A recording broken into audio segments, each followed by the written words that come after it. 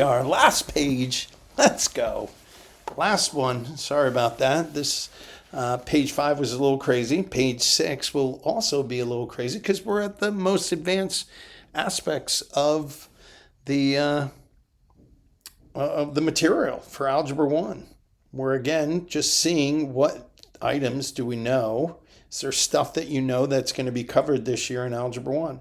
So it says solve the area formula for S, find the value of S when A is 36. So part 1 wants to find, solve for S. So you have A equals 1/81st S squared. So first thing we want to get rid of things being multiplied or divided. So I'm going to multiply both sides by 81.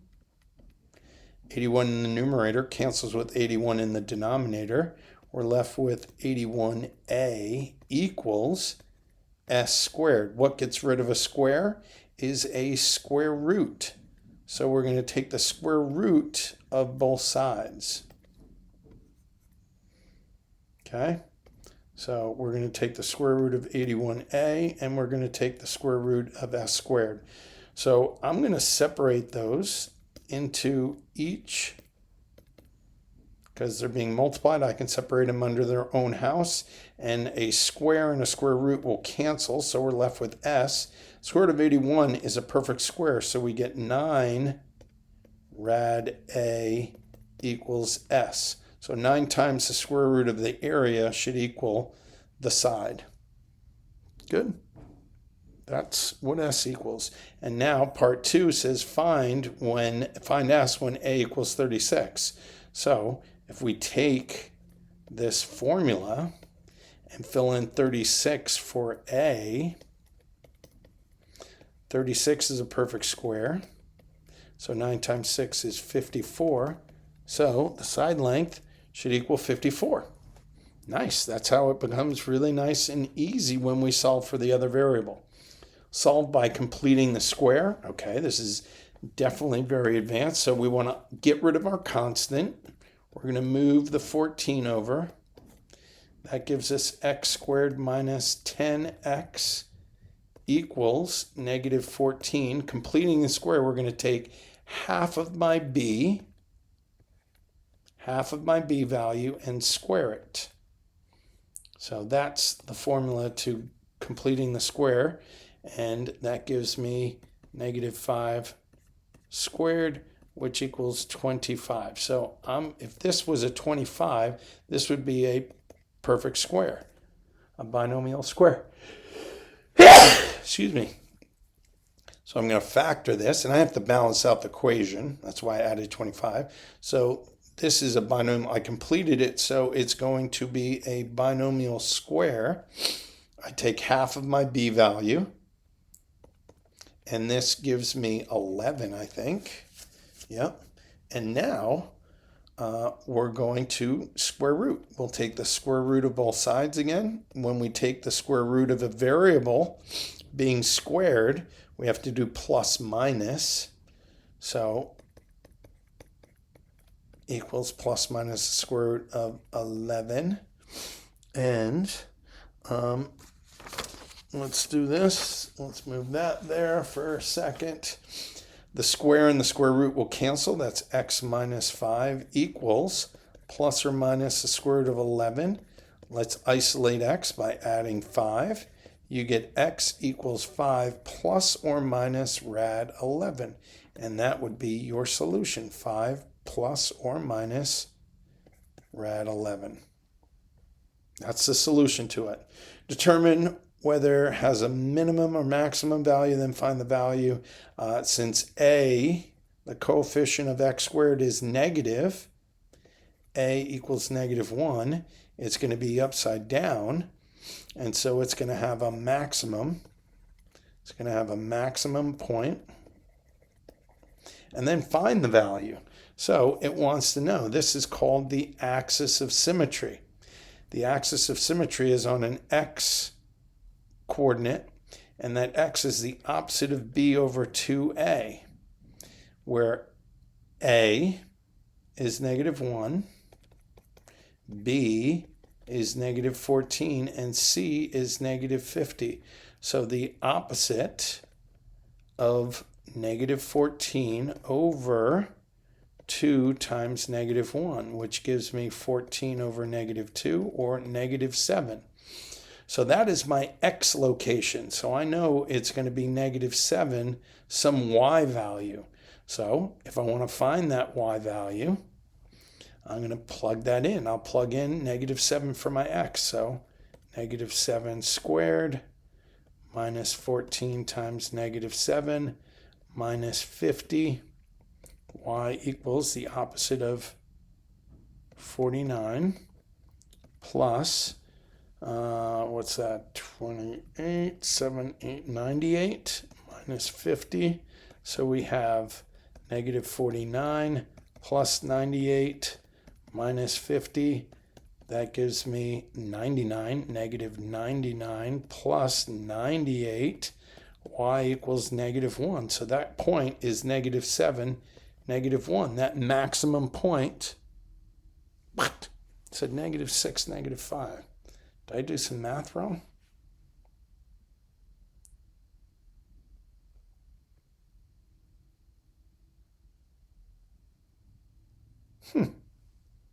50.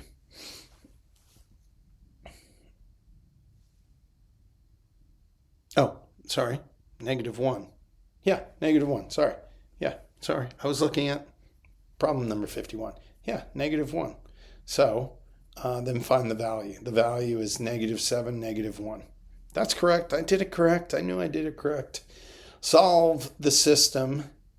So what we're going to do is we're going to plug it in. So we're going to use substitution. We're going to substitute this value in for y and for the other equation. 2x plus 7 equals negative x squared minus 10x minus 29.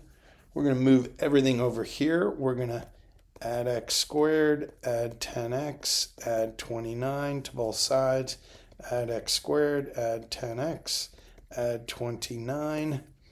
That gives us x squared plus 12x plus 36 equals 0. Let's do a times c. A is 1, c is 36.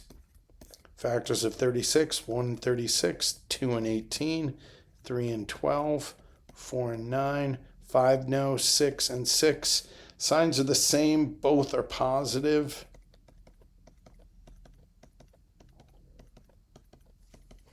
That gives us 37. This gives us 20, 15, 13, and 12. Which one's equal to my middle? 12. Oh, I should have seen that. That was a binomial square. I am seeing it now. 6x plus 6x. I got those from those values. Plus 36 equals 0. Let's factor by grouping. We're going to factor out an x. You get x plus 6. Factor out a 6. You get x plus 6. Did I do it correctly? Yes, because these are the same. So we get x plus 6 times x plus 6 equals 0. And what's going to make this 0 is negative 6 minus 6. And that would be the same value. So my solution is negative 6 for my x value. And I have to plug it back in because that's just my x side of the solution. So now I got to go back up here and plug it into one of these. I'm going to plug it into this. 2 times 6 plus 7. Sorry, negative 6. Negative 6, Robert. So y equals negative 12 plus 7. Y equals negative 5. So when x equals negative 6, my y equals negative 5. That is the point of intersection, which is an interesting point because you have a parabola, an upside down parabola, and a linear line. So an upside down parabola and a linear line that only gives you one, right? Typically, you would get 2 points of intersection, but we only have one solution. So where is that line? That line is actually going to look something like this. It's going to pop right off of it. And that is going to be -6, -5. So it's going to look like that if we graphed it on Desmos. Do you want to graph it on Desmos? I do. Oh, yes, I want to graph it on Desmos. Of course I do. All right, let's look at Desmos. Let's graph both of those to show what Mr. Mac is talking about. Y equals -x squared minus 14x. Oops, sorry. Y equals, where is it? Oh yeah, minus 14x minus 50. And then minus 50. There's my parabola. And here's my linear equation. My linear equation. Oh, shoot. I didn't do it. Sorry. It was. I knew I'd written it wrong. -10x minus 29. Still, there's my parabola. Let's make sure and check. And now, what is my linear equation? Is y equals 2x plus 7. And boom! See how it glances off at one place? -6, -5. It does not intersect in more than one place. It's not really a tangent because it needs to be perpendicular to it, but very interesting situation. 52. Okay, 52. Graph this. Hiya. All right, so this is going to be a crazy one. So it's in our best interest to plug in a couple of points. Plug in 0. What do you notice? If you plug in 0, you're going to get the square root of -1, which is not a value. So 0 will not be a point. You can't graph 0. Can you graph 1? Yes. 1 is going to give us 0, because 1 minus 1 is 0. Square root of 0 is 0. Times 2 is 0. Let's not plug, let's plug in 2. 2 gives us 1, right? 2 minus 1. Square root of 1 is 1. 2 times 1 is 2. So 2, 2. 3, no. 4, no. 5. Yeah, let's plug in 5. Because 5 minus 1 is 4, and it's a perfect square. So 5 gives us 4. Square root of 4 is 2. So 5 gives us 4. What's the next number that I would want to do? 10? Yeah, good. 10 minus 1 is 9. Square root of 9 is a perfect square, which is 3. 2 times 3 is 6. So I have some values now. I know that I'm going to get 1, 0. I'm going to get 2, 2. I'm going to get 1, 2, 3, 4, 5, 4. And then I'm going to get 10, 6. Whoa, that's kind of cool. So it kind of looks like this. Whoa, that was a wiggly. And how does this go? What is it going towards? We know it can't be 0. Can it be 1/2? Ooh, what about 1/4, right? 1/4? How can I get 1/4 in there?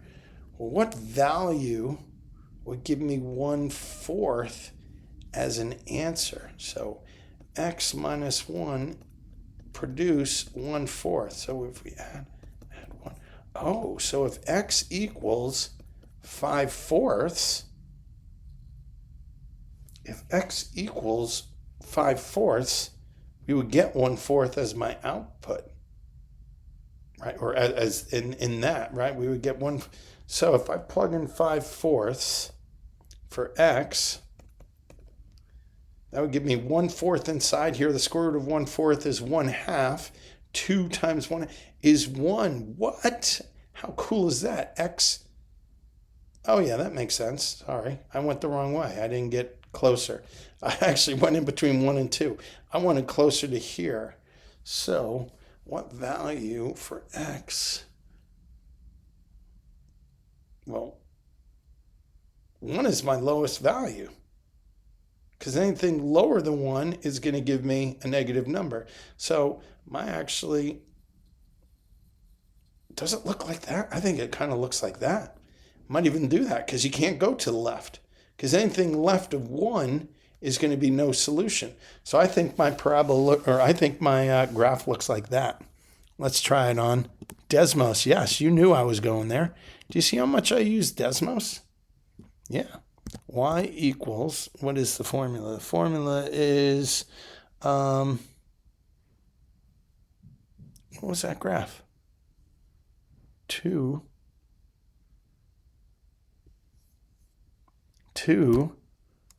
times the square root. So I guess we could do radical. We can do radicals. I think I can do it here. Yes. Square root of x minus 1. Oh, look at that. Yes, that looks just like my thing.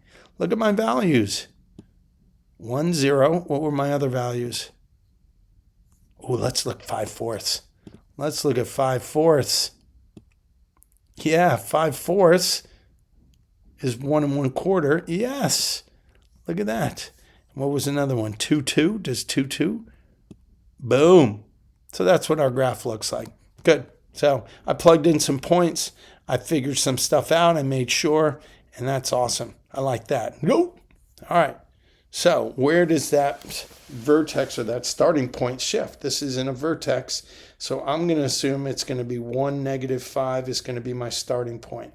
So 1, 1, 2, 3, 4, 5. I bet you it starts here. And then, okay, so if I put 2, oh, cube root.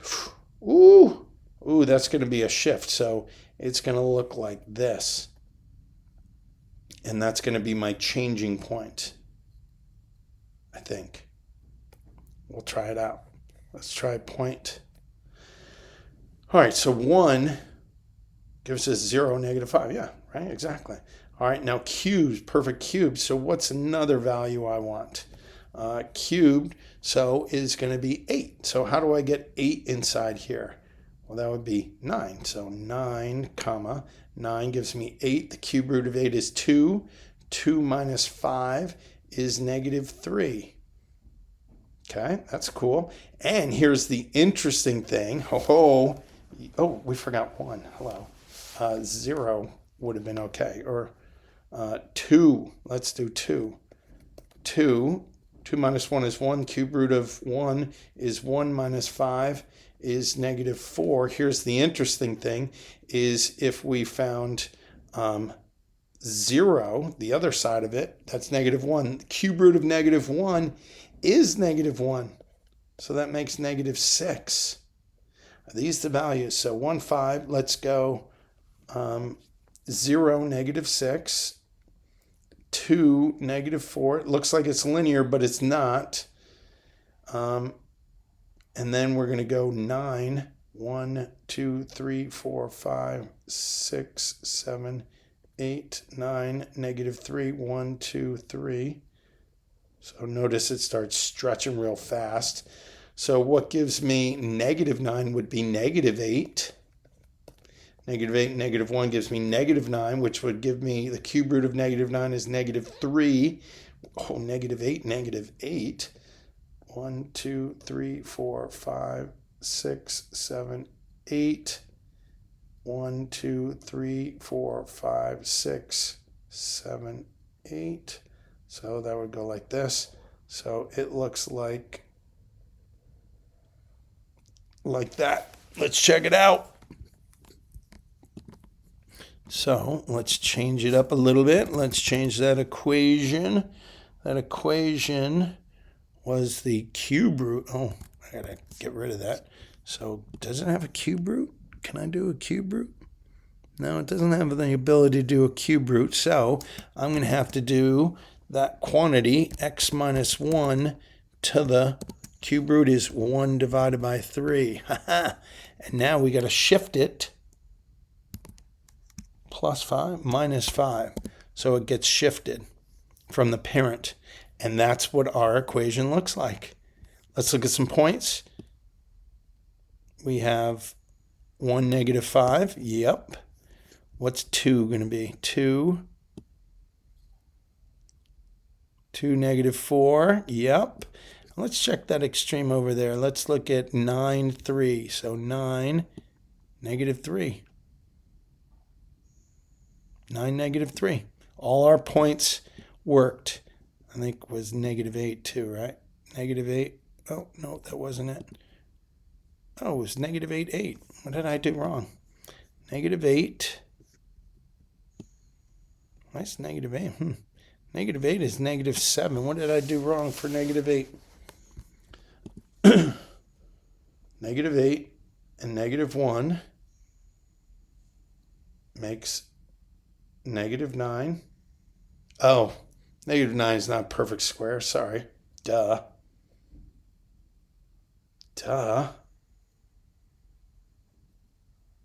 No, I should have done -8. Sorry. Should have done -8 or -7. -7 makes -8, which is a perfect cube, which is -2, which would be -7. Sorry. Oh, shoot. No, here, this one. Well, let's go back. I made a boo-boo. That one's correct. It's this one that is incorrect. That's -7, -7. Let's check it. Let's check. Is it -7, -7? Here's -7. Boo! Yes, let's go. All right. Always checking. 54. Find the inverse. All right, so the inverse is kind of interesting. So if we write it as y equals the square root of x minus 2, the inverse would be changing these variables and then solving for y. So to solve for y, first we have to square it. And that gives you x squared equals y minus 2, and then add 2. And we get x squared plus 2 equals y. So that would be the inverse of that function. And we would call that g of x equals x squared plus 2. Okay. Oh, sorry. Yeah. We'd substitute g of x for y instead of having a y. So the way we could write that is g of x equals x squared plus 2. Now the next question says, and we know, in doing that, we know that x has to be greater than 2. X has to be greater than 0?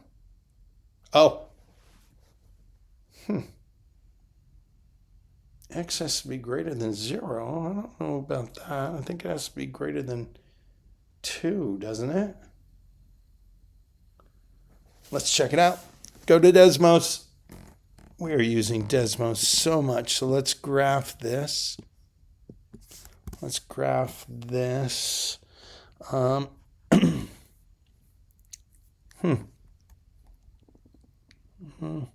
So f of x equals the square root of x minus 2.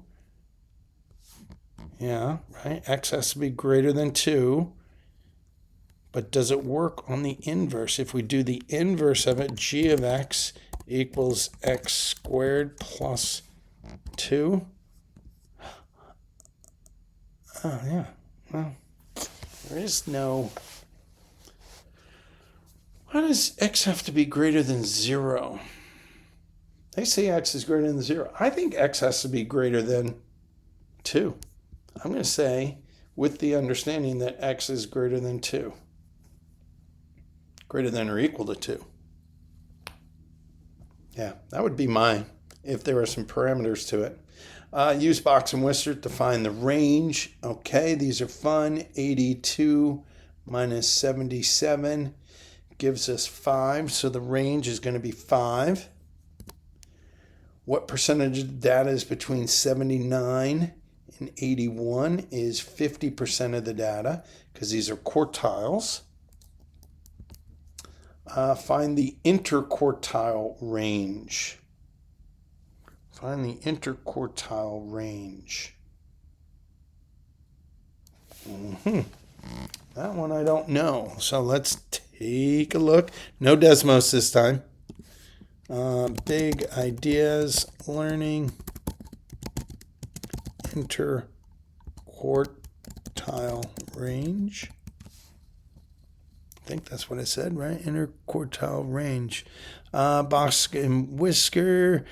Interquartile is a measure of variability that describes the spread of the middle 50% of the data set.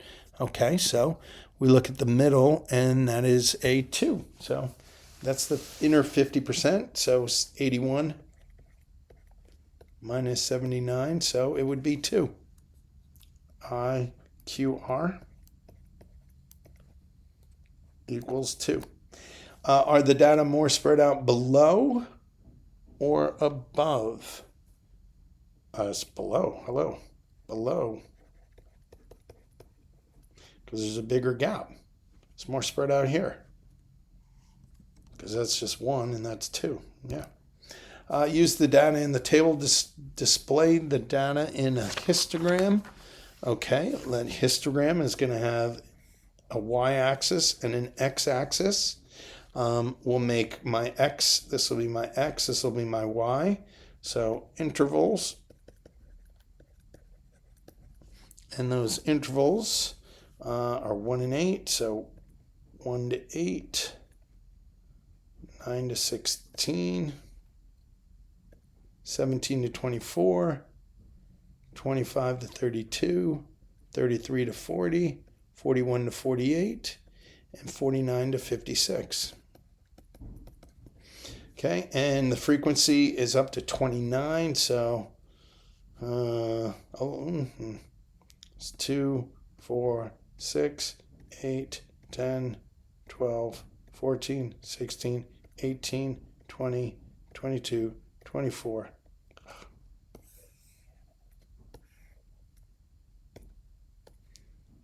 26, 28, 30. Those are the increments. So 1 through 8 is 29. Hush. So that goes here. Oh, that's way too far out.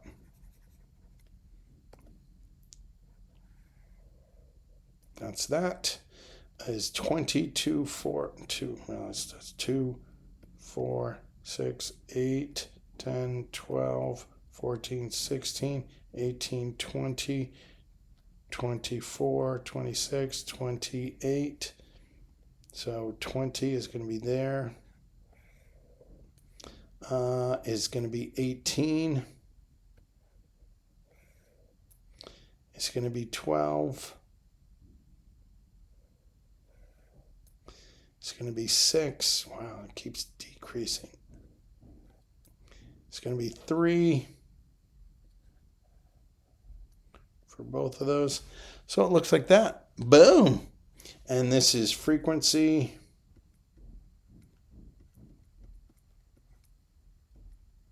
Frequency. Boom.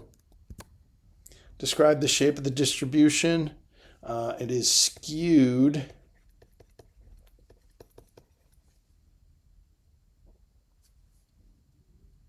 Skewed to the right. Okay. I mean, there's not very much data there. Which measures of center and variation best represents the data? I'd say the median, meaning the middle, and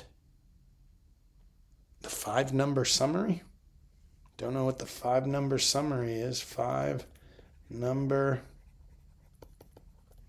summary. Let's look and see, what does 5-number summary mean?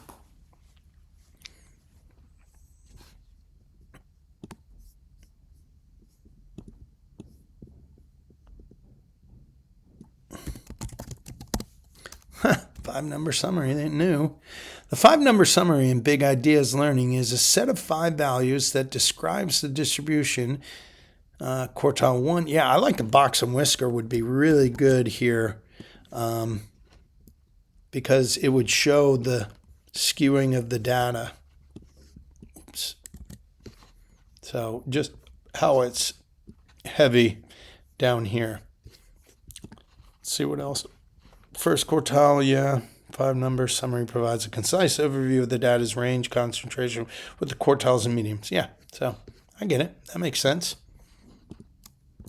All right, congratulations on your summer. You are done. until the 20th, I think, is when I see you. Hopefully you continue to work independently and push yourself to get better in math. I applaud you for sticking with it, and thank you for doing the math work and staying sharp over the summer so you're ready to go on day one. See you next month.